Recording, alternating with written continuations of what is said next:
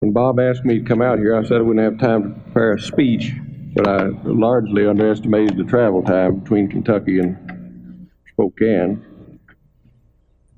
The speech is not filled out. It sort of gives the structure of my thinking about the problems that I've observed in agriculture.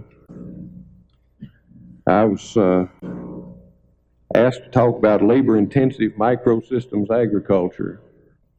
That's not my language, and it's not the sort of language that I wish to use, because it's the way people speak when they don't want to be understood by most people. I'm not sure what to make of these particular phrases, but they seem to me to suggest merely a methodological or technological approach to agriculture. And part of my approach, or part of my purpose here, is to suggest that any such approach will necessarily be too simple. I should perhaps say something about my qualifications. I'm not a farm expert, and I wasn't educated in an agriculture college. I do come from a farm community where my people have farmed for 5 or 6 generations before me, and where I farm. And I inherit from my father and others concern for what happens to farmers. And I won't speak mainly out of my experience. In my boyhood, Henry County, Kentucky was not just a rural county, as it still is. It was almost entirely a farming county. Farms were generally small. They were farmed by families who lived not only upon them, but within and from them. They grew gardens. They produced their own meat, milk, and eggs. They were highly diversified. The main money crop was tobacco. But the farmers also grew corn, wheat. I feel like I'm talking in a barrel. Do I need to move this thing back or something? No, that's a paradoxical remedy. But the farmers also grew corn, wheat, barley, and oats, sorghum and hay for forage. Cattle, hogs, and sheep were all characteristically raised in association on the same farms. There were many small dairies, the milking more often than not done by hand. Those were the farm products that might have been considered major. But there were also minor products, and one of the most important characteristics of that old economy was the existence of markets for those minor products. In those days, a farm family could easily market its surplus of cream, eggs, old hens, and frying chickens. The major motive power for field work was still furnished by horses and mules. There was still a prevalent pride in workmanship, and thrift was still a social ideal. The pride of most people was still in their homes, and their homes looked like it. This was by no means a perfect society. Its people had often been violent and wasteful in their use of the land and of each other. Its present ills had already taken root in it. But I have spoken of its agricultural economy of a generation ago to suggest that there were also good qualities indigenous to it that might have been cultivated and built upon. That they were not cultivated and built upon, that they were repudiated as the stuff of a hopelessly outmoded, unscientific way of life, is a tragic error on the part of the people themselves. And it is a work of monstrous ignorance and irresponsibility on the part of the experts and politicians who have prescribed, encouraged, and applauded the disintegration of such farming communities all over this country into our allegedly miraculous modern American agriculture. In the decades since World War II, the farms of Henry County have become increasingly mechanized. Though they are still comparatively diversified, they are less diversified than they used to be. The holdings are larger, the owners are fewer. The land is falling more and more into the hands of speculators and professional people from the cities, who, in spite of all the scientific agricultural miracles, still have much more money than farmers. There are not nearly enough people on the farms to maintain them properly, and they are for the most part visibly deteriorating. The number of part-time farmers and ex-farmers increases every year. Our harvests depend more and more upon the labor of old men and little boys. The farm people live less and less upon their own produce, more and more from the grocery stores. The best of them are more worried about money and more overworked than ever before. Among the people as a whole, the focus of interest has largely shifted from the household to the automobile. The ideals of workmanship and thrift have been replaced by the goals of leisure, comfort, and entertainment. For, as my friend Maurice Telline says, this nation has created the world's first broad-based hedonism. And nowhere that I know is there a market for a hen or a bucket of cream or a few dozen eggs. Those markets were done away with in the name, I believe, of sanitation, but to the enormous enrichment of the large producers. Future historians will no doubt remark upon the inevitable association with us between sanitation and filthy lucre. It is, of course, one of the miracles of science that the germs that used to be in our food have been replaced by poison.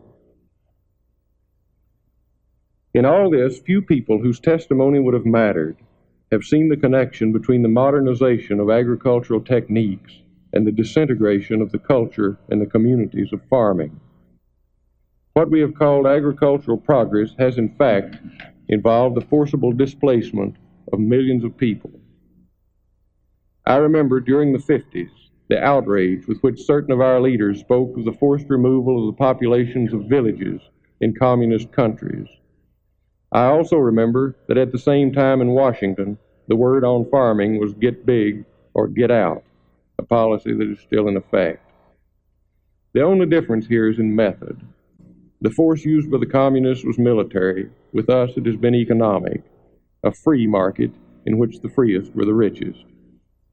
The attitudes were equally cruel, and I believe that in the long run the results will be equally damaging, not just to the concerns and values of the human spirit, but to the practical possibilities of survival. And so those who could not get big have got out, not just in my community, but in farm communities all over the country.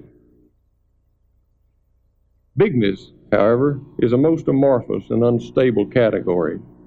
As a social or economic goal, it is totalitarian. It establishes an inevitable tendency toward the tyrannical one that will be the biggest of all. Many who got big to stay in are now being driven out by those who are still bigger.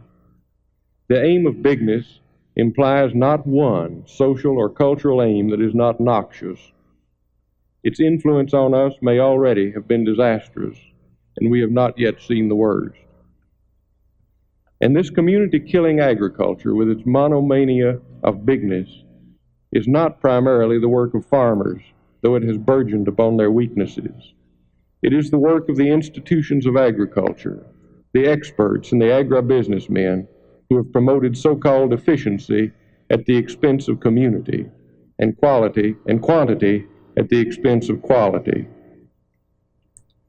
Last year in Kentucky, 1,000 dairies went out of business, and that was recognized as an acceleration of a long-established trend.